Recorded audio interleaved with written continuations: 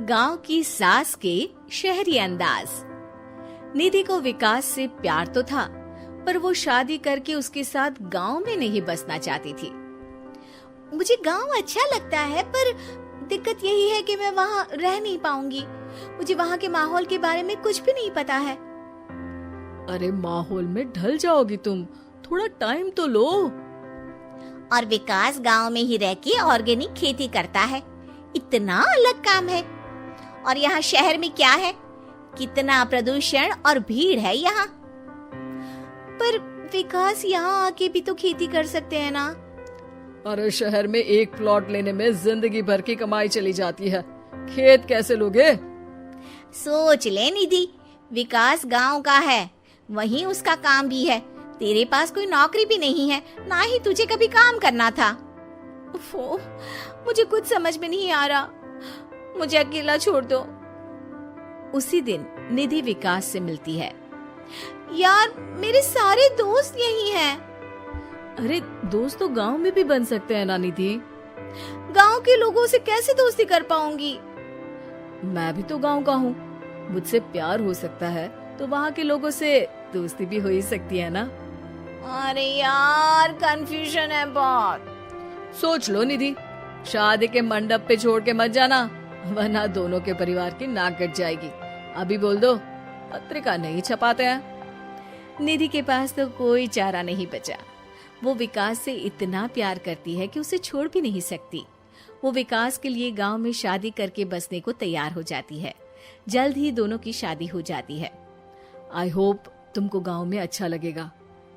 मुझे पता है गांव में और शहर में अंतर क्या है, वहाँ के लोगों की सोच में अंतर है। मुझे पता है कि कैसा लगेगा मुझे। तुम ये बिना देखे किसी चीज के बारे में कुछ भी सोचने की आदत छोड़ दो ना। निधि ने उस वक्त तो कुछ भी नहीं कहा, पर वो सोचती है कि सबको इस बात का एहसास तो करवाना ही पड़ेगा कि वो सही है। उसके दिमाग में एक तरकीब आई। उसने सोचा कि गांव के लोगों के लिए वो ऐसा काम करेगी कि आगे से उसे कोई किसी काम का बोलेगा ही नहीं। शादी के एक दिन बाद निधि की सास ने फरमाइश की। निधि बेटा, अपने हाथ से कुछ खाने का बना दे। बिल्कुल सासू माँ, थोड़ा सा रुकिए, अभी बनाती हूँ।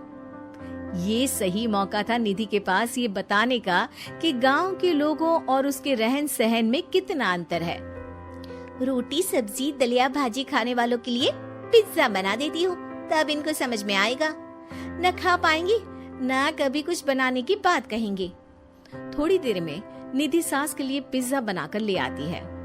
ये लीजिए माँ जी, आपके लिए मैंने ये बनाया है। इसे हम शहर में पिज्जा कहते हैं, है ना बेटा? है?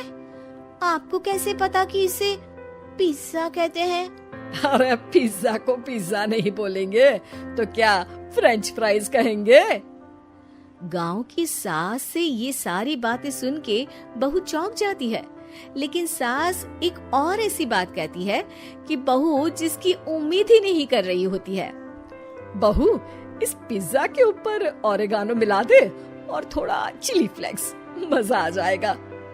माँ जी, गांव में रह के भी आपको ये सब कैसे पता है? अरे यूट्यूब, टीवी सब खबर रखते हैं हम भी। इंटरनेट है जहाँ, जानकारी है वहाँ। अरे वाह माँ जी।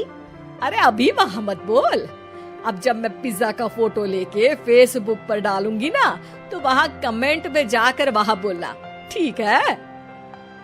ठीक है माँ जी। अरे ठीक है माँ जी की जगह ओके मम्मी या ओके मम्मा बोल दिया करना। है? ठीक है, मतलब ओके मम्मा। निधि का तो सर ही घूम जाता है। इतना शहरी बर्ताव तो शहर में रहने वाली निधि की माँ का भी नहीं था। वो शाम को अपने पति से पूछती है, विकास, तुम्हारी मम्मी तो काफी कूल है यार। पिज्जा में क्या डालते हैं, फेसबुक पर क्या डालते हैं, सब कुछ पता है उन्हें तो। हमारे बड़े पापा के लड़के रहते हैं शहर में, बस उनके बच्चे आए थे गांव में गर्मी की छुट्टियां मनाने। उन्होंने माँ को एकदम शहरी बना दिया। उनका फेसबुक अकाउंट भी है, इंस्टाग्राम भी है और टिकटॉक बैंड हो गया, वरना वो भी बनाती थी। तभी सास वहां आ जाती है। अरे निधि, मैं तुझे टैग नहीं कर पा रही हूँ, जरा मेरी फ्रेंड रिक्वेस्ट एक्सेप्ट तो कर दे। निधि की गांव को लेकर जो राय थी वो अपनी सासू माँ को देख के बिल्कुल बदल जाती है। और अब निधि भी सोशल मीडिया पे अपनी सास के साथ लाइव आती है और कमेंट बाजी भी करती है, ताकि सबको पता चले कि गांव में रह के भी उसका जीवन शहर जैसा ही है और उसके आसपास के लोगों के अंदाज भी एकदम शहरी है।